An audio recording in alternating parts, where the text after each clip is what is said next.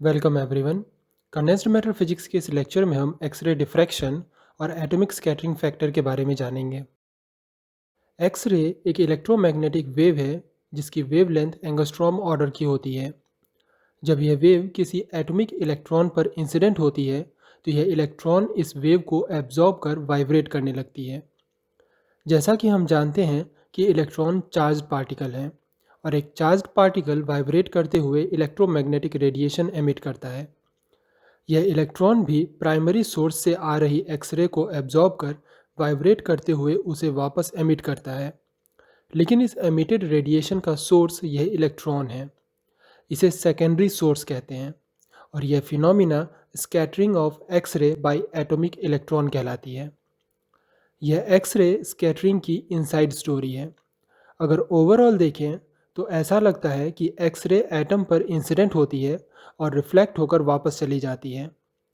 X ray के इस incident और रिफ्लेक्टेड एंगल के बीच रिलेशन को ब्रैग्स ने समझाया, जिसे उन्हीं के नाम पर ब्रैग्स लॉ कहते हैं। इस लॉ के अकॉर्डिंग अगर कोई एक्सरे थीटा एंगल पर इंसिडेंट होती है तो रिफ्लेक्शन के बाद यह हमें डिटेक्टर पर मिलेगी। इस इंसिडेंट एंगल को ब्रैग्स एंगल कहते हैं। इंसिडेंट वेव और रिफ्लेक्टेड वेव के बीच का एंगल डिफ्रैक्शन एंगल कहलाता है। ब्रैग्स ने इसे समझने के लिए कंसीडर किया कि किसी क्रिस्टल में एटम्स का अरेंजमेंट पैरेलल प्लेन्स की तरह होता है, जिस पर एक्सरे पैरेलल बीम्स के फॉर्म में इंसिडेंट होती है। मान लेते हैं इन पैरेलल प्लेन्स की इंटरप्लेनर स्पेसिंग d है और एक्सरे थीटा एंगल पर इंसिडेंट होते हैं। ये दोनों रेज एटम पर इंसिडेंट होकर रिफ्लेक्ट हो जाते हैं और सेम डायरेक्शन में रिफ्लेक्ट होते हुए इंटरफेरेंस करते हैं। यह इंटरफेरेंस कंस्ट्रक्टिव या डिस्ट्रक्टिव हो सकते हैं। यह दोनों वेव के बीच के पाथ डिफरेंस पर डिपेंड करता है। तो सबसे पहले दोनों वेव के बीच का पाथ डिफरेंस कैलकुलेट कर लेते हैं। पाथ डिफरेंस कैलकुलेट करने के लिए पॉइंट O से सेकेंड एक्सरे बीम पर परपेंडिकुलर ड्रॉ करते हैं। अगर डिफ्रैक्शन एंगल थीटा है तो परपेंडिकुलर ड्रॉ करने की वजह से यह एंगल 90 माइनस थीटा होगा। पॉइंट O से लोअर प्लेन पर परपेंडिकुलर ड्रॉ करें तो इसकी लेंथ d है, जो कि दोनों प्लेन की इंटरप्लेनर स्पेसिंग है। ऐसे में एंगल AOP थीटा होगा। तो ट्रिग्नोमेट्री से AP और BP की लेंथ d साइन थीटा के इक्वल आती है। मीन्स लोअर बीम अपर बीम के कंपैरिजन में 2d sine theta path extra travel करती है। यही पाथ डिफरेंस कहलाता है। अगर यह पाथ डिफरेंस n लैम्डा के इक्वल होगी तो कंस्ट्रक्टिव इंटरफेरेंस होगा और डिटेक्टर पर हमें पीक मिलेगी। इसी रिलेशन को ब्रैग्स लॉ कहते हैं। इस रिलेशन में d क्रिस्टल में कंसेक्यूटिव प्लेन्स के बीच की इंटरप्लेनर स्पेसिंग है, थीटा ब्रैग्स एंगल है, लैम्डा एक्सरे की वेवलेंथ है और n ऑर्डर ऑफ डिफ्रैक्शन है। यहाँ पहले ऑर्डर ऑफ डिफ्रैक्शन को समझना जरूरी है। सिंपल वे में बात करें तो मान लेते हैं कि यह डिटेक्टर की स्क्रीन है जिस पर हमें डिफ्रैक्शन के पीक्स दिखते हैं। जैसा कि आपने ऑप्टिक्स के एक्सपेरिमेंट में फ्रिंजेस बनते हुए देखा होगा, ऑर्डर ऑफ डिफ्रैक्शन 1 होने का मतलब है कि हमें एक ही पीक दिखाई देगी। डिफ्रैक्शन के ऑर्डर 2 होने का मतलब है उसी स्क्रीन में 2 पीक का दिखाई देना। दैट मीन्स डिफ्रैक्शन का ऑर्डर जितना ज़्यादा होगा हमें उतनी पीक्स दिखाई देंगी। बट इसका एक डिसएडवांटेज भी है। जैसे जैसे ऑर्डर बढ़ता जाएगा वैसे वैसे नंबर ऑफ पीक्स भी बढ़ते जाएंगे और वो एक दूसरे के इतने क्लोज हो जाएंगे कि उन्हें एक दूसरे से सेपरेट कर पाना पॉसिबल नहीं होगा। इसीलिए ब्रैग्स कंडीशन दिया गया। इसके अकॉर्डिंग साइन थीटा की मैक्सिमम वैल्यू 1 हो सकती है। That means n lambda upon 2d less than और इक्वल टू 1 हो सकता है। यहाँ से दो कंडीशन आती है। फर्स्ट यह कि अगर फर्स्ट ऑर्डर डिफ्रैक्शन हो तो n इक्वल्स टू 1 होगा। ऐसे में लैम्डा लेस देन और इक्वल टू 2d होगा। मीन्स ब्रैग्स डिफ्रैक्शन के लिए ज़रूरी है कि एक्सरे की वेवलेंथ प्लेन के इंटरप्लेनर स्पेसिंग के डबल से ज़्यादा नहीं हो, अदरवाइज डिफ्रैक्शन नहीं हो पाएगा। कहने का मतलब है कि एक्सरे से डिफ्रैक्शन के लिए ज़रूरी है कि एक्सरे की वेवलेंथ कम होनी चाहिए, प्लेन के इंटरप्लेनर स्पेसिंग के डबल से ज़्यादा नहीं। ओके, यह बात तो समझ आई कि वेवलेंथ कम होगी तभी डिफ्रैक्शन पैटर्न मिलेगा। लेकिन वेवलेंथ को कितना कम रख सकते हैं? क्या इसकी भी कोई लिमिट है?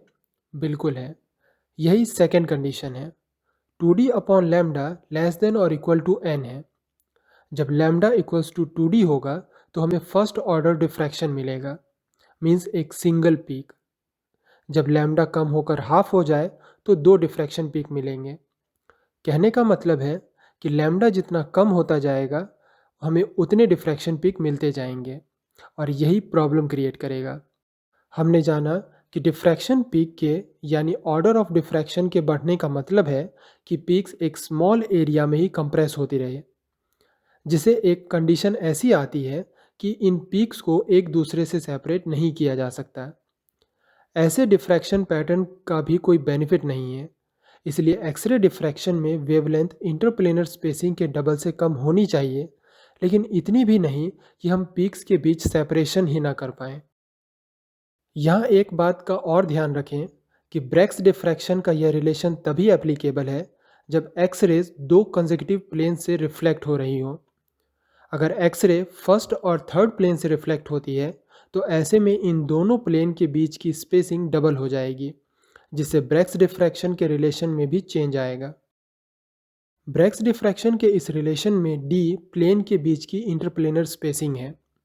इंटरप्लेनर स्पेसिंग के बारे में डिटेल में हम प्रीवियस लेक्चर में पढ़ चुके हैं, जिसके अकॉर्डिंग अगर प्लेन ऑर्थोरोम्बिक लैटिस का है तो उसके प्लेन के बीच की इंटरप्लेनर स्पेसिंग इस रिलेशन से दी जाती है, जहाँ एच के एल प्लेन के मिलर इंडिसेस हैं।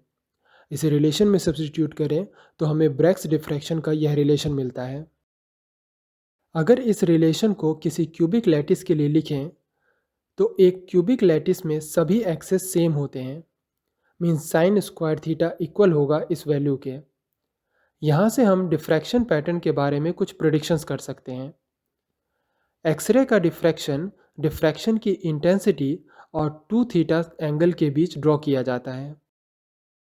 पहली बात यह है कि डिफ्रैक्शन पैटर्न में पीक की हाइट इंटेंसिटी को बताती है।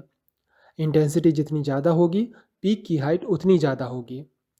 सेकेंड थिंग कि क्यूबिक लैटिस के लिए लिखे गए ब्रेग्स डिफ्रैक्शन रिलेशन को देखें तो हम पाते हैं कि थीटा की वैल्यू मिलर इंडिसेस पर डिपेंड करती है, लेकिन एक लैटिस में कई ऐसे प्लेन होते हैं जिनके मिलर इंडिसेस सेम होते हैं। इन सब के लिए 2 थीटा की वैल्यू सेम आती है। इसे मल्टीप्लिसिटी कहते हैं और पीक की इंटेंसिटी इस मल्टीप्लिसिटी के प्रोपोर्शनल होती है। थर्ड है कि इस रिलेशन से पीक्स के पोजीशन को बताया जा सकता है। चूंकि थीटा मिलर इंडिसेस पर डिपेंड करती है तो एच स्क्वायर प्लस के स्क्वायर प्लस एल स्क्वायर की वैल्यू जितनी ज़्यादा होगी हमें पीक 2 थीटा की उतनी ज़्यादा वैल्यू पर मिलेगा। जून 2015 में एक क्वेश्चन पूछा गया था, x-ray of wavelength lambda equals to a is reflected from the 111 plane of a simple cubic lattice. If the lattice constant is a, the corresponding Bragg's angle is.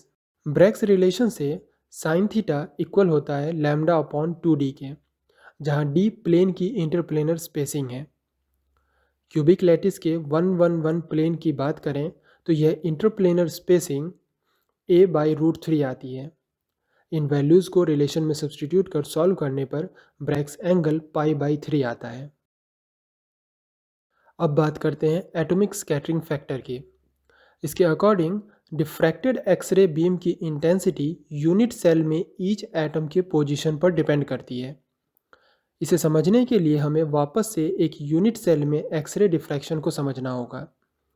एक यूनिट सेल एक या एक से ज़्यादा atom से मिलकर बना हो सकता है और सभी एटम्स भी एक से ज़्यादा इलेक्ट्रॉन से मिलकर बने होते हैं।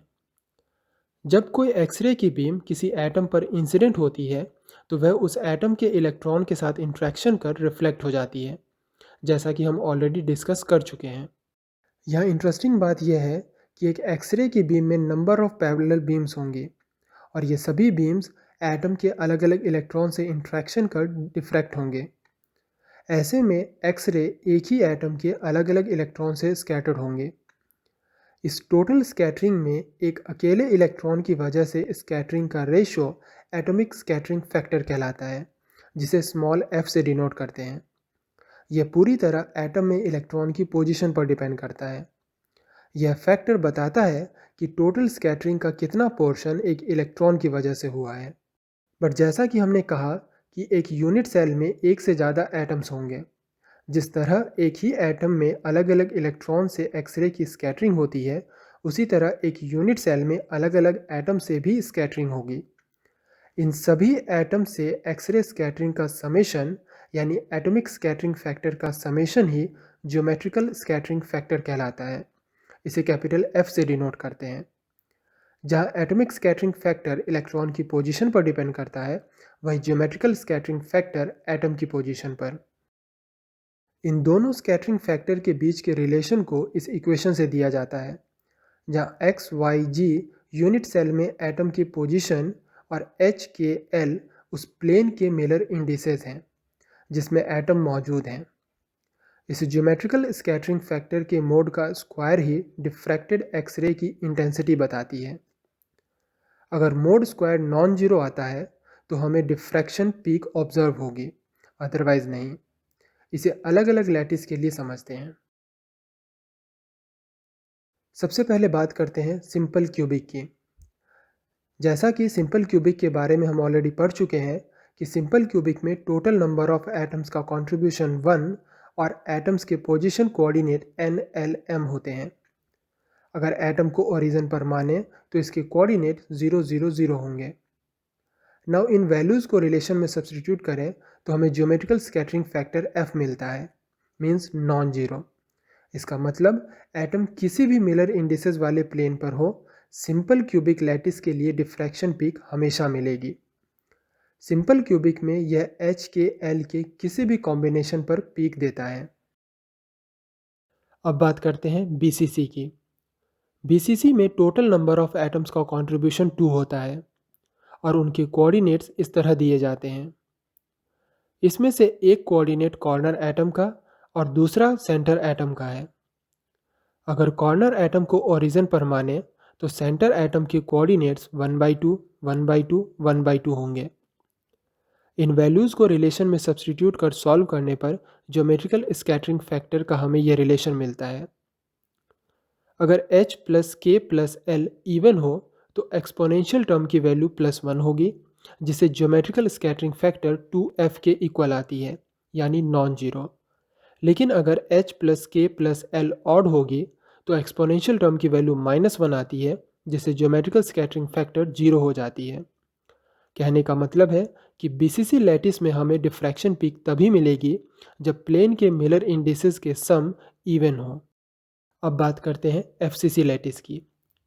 FCC लैटिस में नंबर ऑफ एटम्स का टोटल कंट्रीब्यूशन 4 और बेसिस कोऑर्डिनेट्स यह होते हैं, जहां फर्स्ट कोऑर्डिनेट कॉर्नर एटम के और बाकी के 3 कोऑर्डिनेट्स फेस सेंटर्ड एटम के हैं।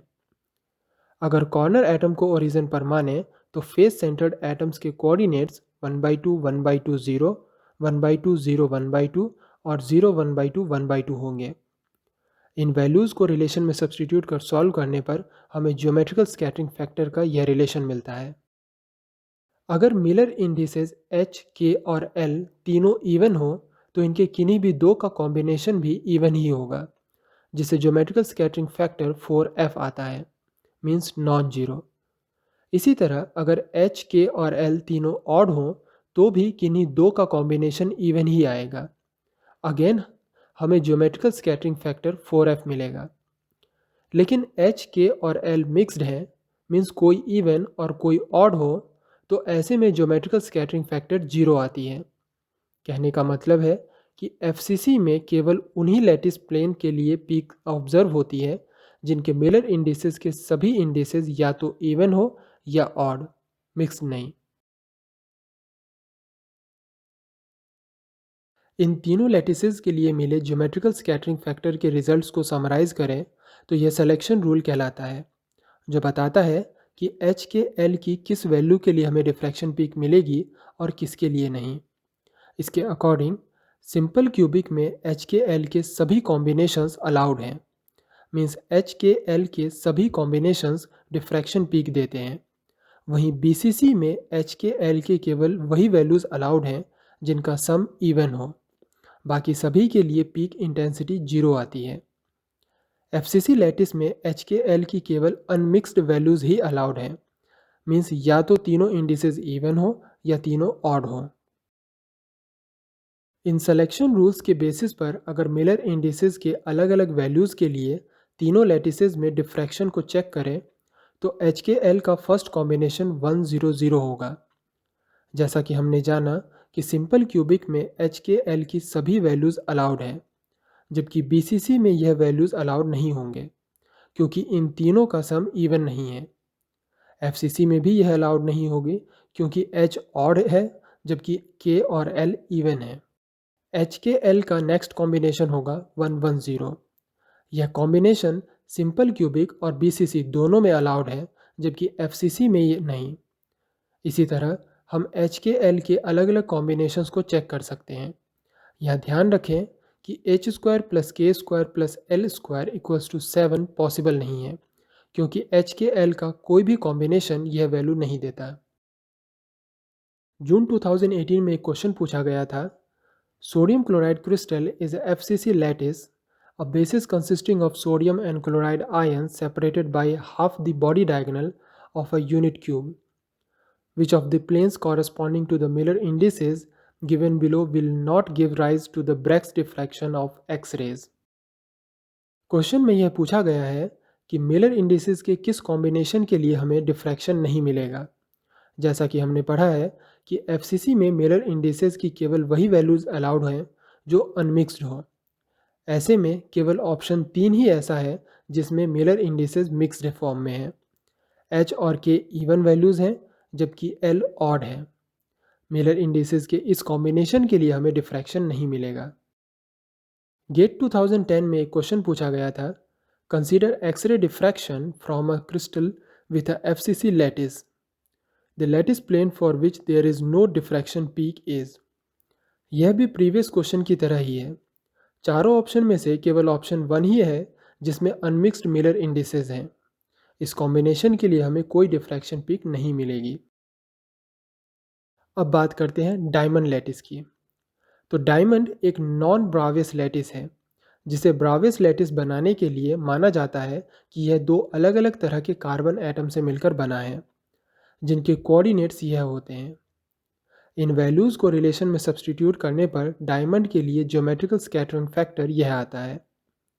नाउ अगेन HKL के डिफरेंट कॉम्बिनेशंस की बात करें तो अगर HKL का सम ट्वाइस ऑफ इवन नंबर हो तो ज्योमेट्रिकल स्कैटरिंग फैक्टर 2f आती है, लेकिन अगर HKL का सम ट्वाइस ऑफ ऑड वैल्यूज़ हो तो 0।